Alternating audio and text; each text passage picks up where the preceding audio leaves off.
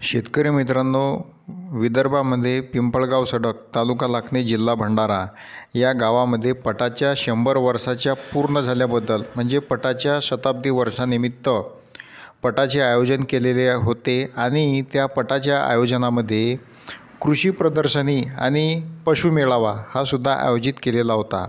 म्हणजे शेतकरी मित्रांनो, शेतकरी बंधूंसाठी किंवा जे कास्तकार वर्ग आहे त्यांच्यासाठी हे एक आनंदाची पर्वणी होती. आणि यामध्ये कृषी प्रदर्शनामध्ये वेगवेगळ्या प्रकारचे गाई, गुरं, म्हशींचे पण काही प्रकार होते, शेळ्या होत्या, पशुपक्षी होते, कोंबड्या होत्या, इत्यादी प्रकारचे वेगवेगळे असे प्रदर्शनामध्ये पशु होते. आणि काही शेतीसंबंधित उद्योग वगैरे आहेत त्यांची पण सुद्धा माहिती देण्यात आलेली होती. तर मित्रांनो, कृषी प्रदर्शनामध्ये हे दाखवले होते की आपला जो कोषपालन आहे, ज्याच्यापासून आपला रेशीम धागा बनतो, ते कोणत्या कोणत्या प्रकारचे धागे बनतात, मग ते ह्या प्रदर्शनामध्ये दाखवले होते आणि त्याचा हा मी व्हिडिओ आपल्या कॅमेरामध्ये कॅप्चर केला.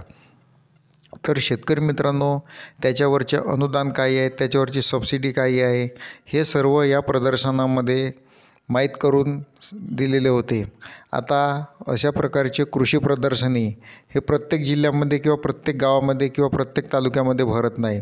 त्यामुळे मित्रांनो, जर काही मोठा कार्यक्रम असला किंवा गव्हर्मेंट आपलं शासन हे कोणत्या तरी एका माध्यमातून की जिथं लोक एकत्र जमू शकतात किंवा जशी मोठी यात्रा वगैरे असेल तिथं हे प्रदर्शनी मांडत असतात. तर मित्रांनो, हा योग प्रत्येकच व्यक्तीला जमत नाही कृषी प्रदर्शनी बघण्याचा, पण मग कदाचित जमतो आणि ते असे काही विशिष्ट ठिकाण राहतात, स्थळ राहतात, तिथेच शेतकरी लोक हे जात असतात. आणि मग त्या शेतकऱ्यांना अशा सवलती माहीत करून घेण्यासाठी किंवा शेती वर्गामध्ये काय आहे हे सर्व एकत्र अभ्यास करण्यासाठी या प्रदर्शनाचा फायदा होत असते. तर मित्रांनो, आता ह्या काही बिया आहेत, काही झाडे आहेत, अशा प्रकारच्या या प्रदर्शनामध्ये दाखवलेले होते. आता तुम्ही समोर पाहाल की त्यांनी जसे केळं आहेत त्यांच्यापासून काहीतरी पदार्थ बनवलेले होते, काही माशांचे गट बनवलेले होते किंवा काही बियाणे आहेत किंवा कोणती पिके कधी घेतली पाहिजेत, हे सगळं यांचा स्टॉल लावलेला होता. आणि काही सेंद्रिय पद्धतीने जे भाजीपाला पिकवलेला होता तो पण लावलेला होता. त्याची क्वालिटी आपल्याला डोळ्याने पाहायला मिळाल. आपण बऱ्याचदा चर्चा करतो की सेंद्रिय शेती, परंतु सेंद्रिय शेती म्हणजे काय असतो, तिचा भाजीपाला काय असतो, हे आपण किती जणांनी खाल्लेले आहेत. तर मित्रांनो, ते फक्त नावापुरतीच राहू नये, योजना प्रत्यक्षात यावी यासाठी हा शासनाचा चांगला उपक्रम आहे आणि तो त्यांनी केला. काही आपल्या शेतामध्ये काही रानटी फळझाडे असतात, आता जसा काही मटणारू शकणारू असतात किंवा काही पाण्यामध्ये असतात, पण ते शेतकऱ्यांना माहीतच नसतात. आता उदाहरणार्थ जसा की हा शिंगाड्यांचा वेल आहे. तर मित्रांनो, आपण काय करतो की आपल्या जमिनीमध्ये तेथे पाऊस आहे म्हणतो, खूप पाऊस आहे म्हणतो, ती जागा तशीच सोडून देतो, पण नेमका त्याचा उपयोग काय घेतला पाहिजे आता हा आपल्याला पाहायला मिळाला. आता जसं जिथं जास्त पाणी आहे तिथे शिंगाडे घेतले पाहिजेत, त्याच्या खाली आतमध्ये मासे पालन केले पाहिजे, अशा प्रकारचा उपयोग आपण करून घेतले पाहिजे. शेतकरी बंधूंनो, या कृषी प्रदर्शनामुळे आपल्या शेतकरी मित्राला एक आयडिया मिळत असते आणि मग त्याचा वापर तो आपल्या प्रत्यक्ष शेतामध्ये केल्याच्या नंतर त्याला फायदा होत असतो. आता आपण यामध्ये पुन्हा अजून पाहू शकणार की काही निंबोळी अर्क आहे, म्हणजे हा पण पुन्हा सेंद्रिय शेतीचा भाग आहे. पण निंबोळी अर्क नेमका कसा तयार करावा, तो कसा असते, हे प्रत्येक शेतकरी पाहू शकत नाही किंवा प्रत्येक शेतकरी बनवू शकत नाही. त्यामुळे मग एकामेकाच्या बांधांवर जाण्याचा प्रश्नच उरत नाही. तर मित्रांनो, आता आपण पाहणार आहोत की निंबोळी अर्कामध्ये कोणत्या कोणत्या जातीचा पाला असते, हे सगळं ह्या प्रदर्शनामध्ये मांडलेले आहे. सेंद्रिय शेणखत म्हणजे काय, गांडूळ खत म्हणजे काय, हा सगळा यांचा मॉडेल यांनी कृषी प्रदर्शनामध्ये भरवलेला होता आणि तो चांगल्या प्रकारे यशस्वी पण पार पडला. आता हा जो पुढचा युनिट आहे तो आहे अजोला युनिट.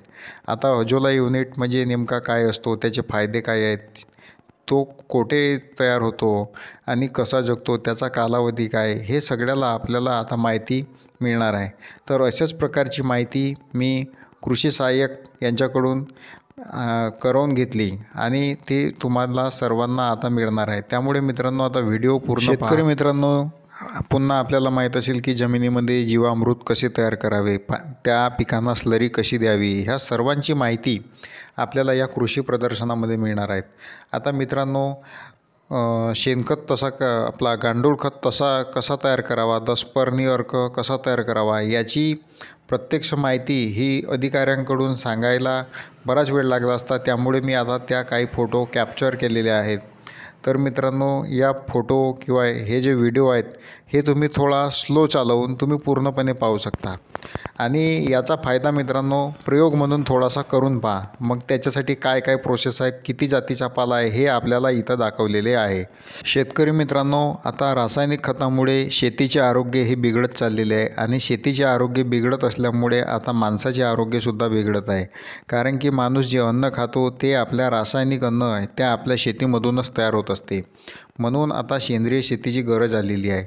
आता प्रत्येकजण म्हणते की गांडूळ खत आम्हाला वापरायचे आहे, त्याचा रिझल्ट चांगला मिळतो, पण ते बनवायचा कसा, त्याची तयारी कशी करावी हे लोकांना माहीतच नसते. म्हणून यामध्ये हे सगळं या बॅनरवर लिहिलेले आहे आणि आपल्याला ते वाचून प्रायोगिक तत्त्वावर थोडाफार करून पाहणे आहे. जर समजा आपल्याला रिझल्ट त्याचा आवडला तर आपण तो पूर्ण एक मोठा प्रोजेक्टही करू शकतो. आता पश्चिम महाराष्ट्रामध्ये काही ठिकाणी चांगले हे गांडूळ खताचे प्रोजेक्ट आहेत आणि त्याकरिता कृषी विभाग सवलत पण देत आहे.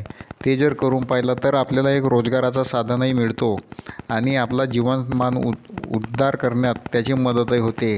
शिवाय फायदा तर असा आहे की आपल्या शेतीला याचा फायदा होणेच आहे. तर मित्रांनो, आता हे जे आपल्याला समोर दिसणार आहे ते म्हणजे अझोला युनिट. आता तो कसा तयार करावा, त्याचा फायदा काय आहे हे आता आपल्याला मॅडम सांगणारच आहेत. त्यामुळे मित्रांनो, याची निर्मिती तयार करताना काय प्रोसेस करावा हे पण आपल्याला दिलेलं आहे. म्हणजे मित्रांनो, अनेक प्रकारची मेजवानी आपल्याला या कृषी प्रदर्शनामध्ये मिळणार होती आणि आता ते मी तुम्हाला सांगत. मित्रांनो, व्हिडिओ आवडल्यास हा आपल्या मित्रांना शेअर करा. अझोला हे जैविक वनस्पती आहे, त्याचबरोबर एक जैविक खत म्हणून आहे. या खताचा वापर आपण भात शेतीमध्ये करतो आहे, त्यामुळे आपल्याला नत्राची कमतरता ही भरून काढली जाते. त्याचप्रमाणे याचा उपयोग, या अझोलाचा उपयोग अझोला कल्चर याचा वापर आपण जनावरांसाठी करतो.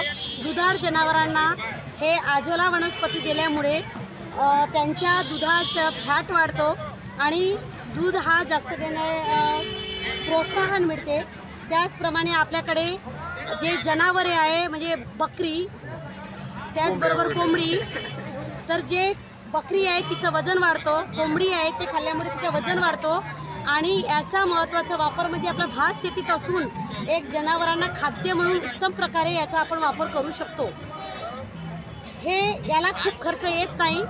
एक 5 बाय 3 फुटाचा खड्डा करायचा आणि खोल 2 फूट असला तरी चालेल. त्याच्यामध्ये एक पिशवी घ्यायची, 100 ते 200 रुपये प्रमाणे होते. आणि अझोला कल्चर हा जर ऑनलाईन घेतो म्हटलं तुम्ही तर 250 रुपयाचा होते. आणि आपल्याला असं वाटलं की अझोला हा घ्यायचा नाही तर कोणाकडून मागून घ्यायचा. जरी एखादं मूठ घेतलं तुम्ही म्हणजे पावभर घेतला तरी आपला हे 15 ते 20 दिवसामध्ये पूर्ण टाका भरून आपल्याकडे हा 3 ते 3.5 किलो तयार होऊन एका खड्ड्यामध्ये आपल्याला 1 एकर क्षेत्रामध्ये वापर करता येतो. नमस्कार.